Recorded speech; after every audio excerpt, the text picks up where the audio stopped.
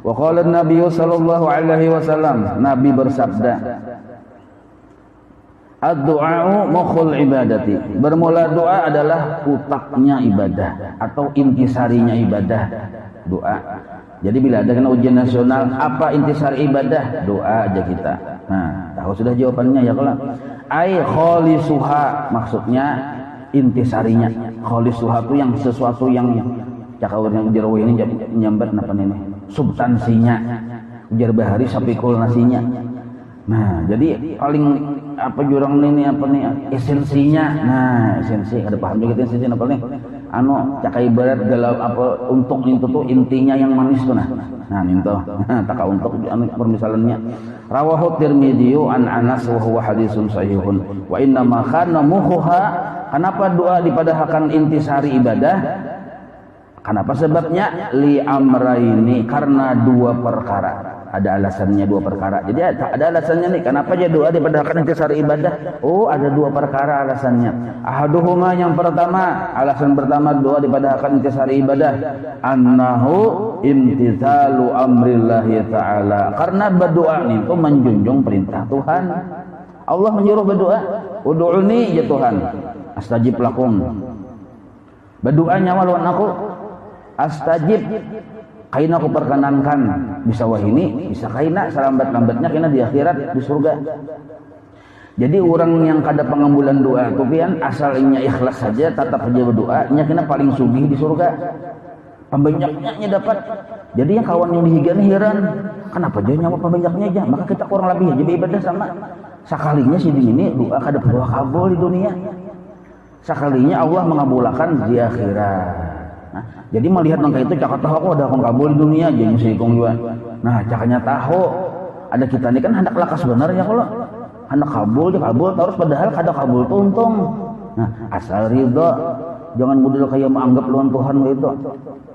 Nah, jadi pertama alasannya kenapa doa disebut intisari ibadah, imtithalul awamir, menjunjung perintah Allah. Haitsu qal, yang mana Allah berfirman, ud'uni, berdoalah kepadaku. Nah, maka menjadi bahwa mukhul ibadah, maka doa menjadi mukhul ibadah, wa khalisuha, intisari dari ibadah atau dasar sama sekali dari ibadah. Wasani, yang kedua alasannya, annahu idza ra'a, apabila seseorang menganggap atau memandang atau beranggapan najahal umuri minallahi ta'ala, bila seseorang sudah menganggap keputusan berlakunya kabulnya hajat itu minallahi ta'ala, dari Allah ta'ala, maka qata'a amaluhu amman siwahu. Apabila kita menganggap bahwa segala sesuatu itu keputusannya datang dari Allah, qata'a amaluhu amman siwahu, maka otomatis kita kada lagi mengharap sesuatu dari makhluk. Jadi mun kita bujur-bujur berdoa itu semata-mata karena menganggap seluruh yang terjadi, seluruh nikmat datangnya dari Allah, maka kita kada lagi mengharap lawan makhluk. Jadi mengangkat tangannya kita kepada Allah itu pertanda pertama menjunjung perintah sidin, kedua yang lain dari makhluk kada kawa maulah apa yang kita inginkan. Nah, itu maksudnya. Jadi sama artinya kita memadahkan waktu kita berdoa, Allah Ta'ala itu maha kaya, maha sugih, maha berkuasa. Makhluk bang kada maha kaya, kada maha sugih, kada maha berkuasa. Buktinya kita meminta kepada Allah, kada kepada makhluk. Nah, itu.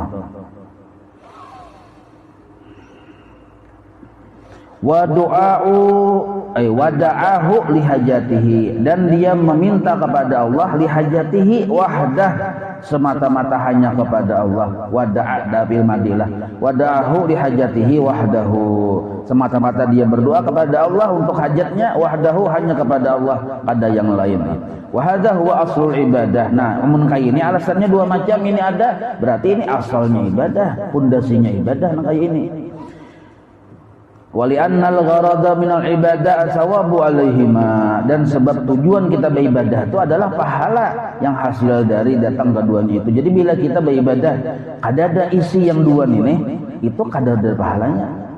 Kita beribadah kada menjunjung perintah Tuhan dan kada ada isi keyakinan bahwa segala sesuatu itu datang dari Allah, maka ibadah kita tadi kada ada pahalanya.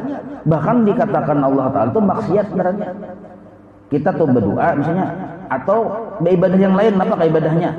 Dengan keyakinan atau dengan berisi pendapat yang jahil nih, bahwa yang mengabulkan hajat kami ada selain Allah. Satu.